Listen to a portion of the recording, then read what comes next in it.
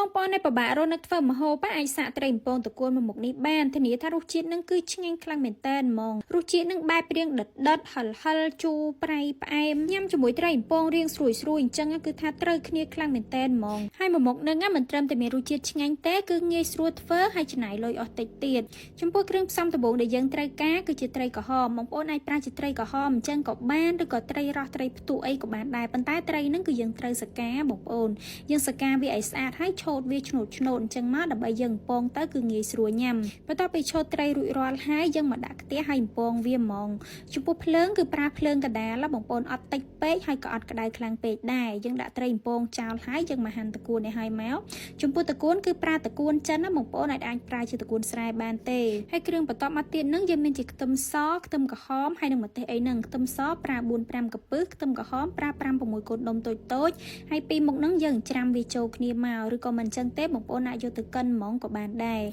ហើយម្ទេសនេះគឺម្ទេសម្លេបងប្អូនម្ទេសហ្នឹងវាអត់ហឹរទេយើងដាក់វាទៅដើម្បីធ្វើឲ្យទឹកឆារបស់យើងនឹងវារៀងខាប់អញ្ចឹងទៅម្យ៉ាងវាធ្វើឲ្យទឹកឆារបស់យើងនឹងមើលទៅឃើញពណ៌ស្អាតទៀតអញ្ចឹងណាបើចំពោះម្ទេសដៃនាងនេះវិញបងប្អូនដាក់តិចច្រើនតាមចំណង់ចំណូលចិត្តហើយម្ទេសហ្នឹងបងប្អូនចង់យកទៅកិនដូចខ្ញុំអញ្ចឹងក៏បានឬក៏បុកក៏បានដែរគ្រាន់តែថាបុកវារៀងយូរជាងអញ្ចឹងណាបើថាយើងកិនគ្រាន់តែចុចតែបន្តិចមកគឺរួចរាល់ហើយបន្ទាប់ពីយើងកិនម្ទេសអីរួចរាល់អស់ហើយអីដែលខ្វះអត់បានគឺទឹកអំពិលទុំបងប្អូនសម្រាប់អំពិលនេះបន្ទាប់ពីខ្ញុំលាងទឹក3-4ទឹកឲ្យវាជ្រះស្អាតហើយបើខ្ញុំត្រាំទឹកក្តៅយើងត្រាំចោលប្រហែលជា4-5 នាទីទៅវាចាប់ផ្ដើមរីកសាច់ហើយយើងជ្រុំវាទៅមួយផ្លែតហើយដាក់ត្រង់វាយកកតិកអីមកគឺថារួចរាល់ហើយចំពោះត្រីវិញយើងពងឲ្យវាក្រៀមទាំងសងខាងមកចាំលើកវាចេញហើយបន្ទាប់ពីនឹងមកយើងមកដាក់ខ្ទះមួយផ្សេងទៀតដើម្បីយើងធ្វើទឹកឆាហ្មងយើងចាក់ប្រេងឆាទុកឲ្យក្តៅហើយយើងពងខ្ទឹមសខ្ទឹមក្រហមដែលយើងបានច្រាំហើយស្រាប់នឹងពងវាមិនបាច់ចាំឲ្យក្រហមពេកទេបងប្អូនមើលទៅសម្បល់វាឡើងព្រឿងមកល្មមយើងដាក់ម្ទេសដែលយើងបានកិននឹងចូលមកយើងឆាម្ទេសឲ្យរាងយូរបន្តិចបងប្អូនឆាប្រហែលជា3-4 នាទីឲ្យវាជះក្លិនរាងឈួលបន្តិចចាំដាក់ទឹកអំពៅទុំចំពោះទឹកអំពៅទុំដំបូងគេនេះគឺខ្ញុំដាក់5 ស្លាបព្រាបាយចូលសិនព្រោះតើកាលណាយើងដាក់ច្រើនពេកខ្លាចជូរជ្រុលយើងពិបាកថែមថយវិញហើយបន្ទាប់មកទឹកប្រេងខ្យងខ្ញុំដាក់ចំនួន3 ស្លាបព្រាបាយទឹកត្រី1 ស្លាបព្រាបាយប៊ីចេងមួយចឹបម្សៅស៊ុប2 ស្លាបព្រាកាហ្វេហើយចុងក្រោយនឹងគឺជាស្ករខ្ញុំដាក់ចំនួន1 ស្លាបព្រាបាយបន្ទាប់ពីយើងដាក់គ្រឿងក្រូចចូលរួចរាល់អស់ហើយយើងឆាវាចូលទៅប៉ុន្តែយើងត្រូវថែមទឹកបន្តិចបងប្អូនដើម្បីកុំឲ្យវាគោកពេកប៉ុន្តែទឹកនឹងអត់ដាក់ច្រើនទេយើងយកវាមកប៉ែកល្មមអញ្ចឹងណាយើងទុកលើភ្លើងឲ្យវាពុះបន្តិចមកបងប្អូនអាចភ្លក់មើលបានសម្រាប់ខ្ញុំគឺខ្ញុំថែមស្ករបន្តិចទៀតបងប្អូនដោយសារតែវារៀងស្ទើរផ្អែមបន្តិចហើយរសជាតិនឹងគឺយើងយកឲ្យរៀងដិតគឺរៀងជូរប្រៃផ្អែមបន្ទាប់ពីយើងភ្លក់មើលត្រូវរសជាតិអស់ហើយចុងក្រោយចាំយើងដាក់តកួនចូលមកចំពោះតកួននេះបងប្អូនដាក់ឲ្យរៀងច្រើនបន្តិចមកដំបូងអញ្ចឹងយើងឃើញថាច្រើនទេប៉ុន្តែបន្ទាប់ពីឆាវាទុនទៅគឺថាសល់តែបន្តិចទេហើយតកួនគឺឆាតតែទុនអញ្ចឹងហ្មងបងប្អូនអត់យកនៅស្រ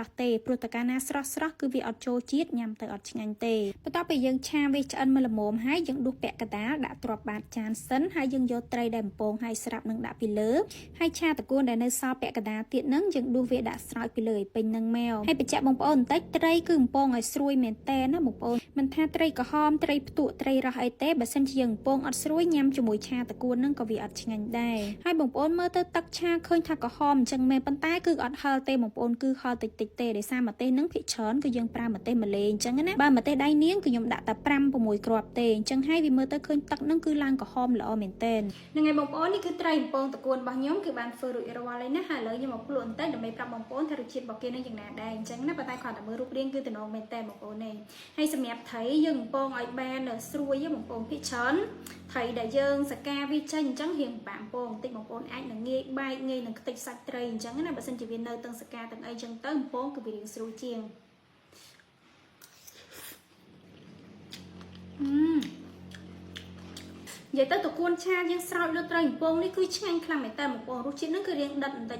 គឺជូរប្រៃផ្អែមយើងយករៀងដិត3មុខហ្នឹងអញ្ចឹងណាប៉ុន្តែបើថារសជាតិហឹរវិញអាហ្នឹងគឺយើងសេរីបានទេបងប្អូនចូលចិត្តហឹរក៏ដាក់ឲ្យហឹរតែបើអត់ចូលចិត្តទេដាក់តាមហ្នឹងទៅហើយមួយទៀតតកួនរបស់យើងបងប្អូនកុំឆាឲ្យនៅស្រស់ឆាឲ្យវាឡើងទន់ល្អមកបានវាចូលជាតិឆ្ងាញ់ឆ្ងាញ់មែនតើបងប្អូននិយាយទៅមួយមុខនេះទៅនេះឲ្យថាបងប្អូនធ្វើញ៉ាំហើយគឺដឹងតែជាប់ចិត្តហ្មងពួកអីខ្ញុំក៏ចូលចិត្តដែរបងប្អូនវាប្លែកឆ្ងាញ់ងាយស្រួលធ្វើហើយអស់លុយតិចទៀត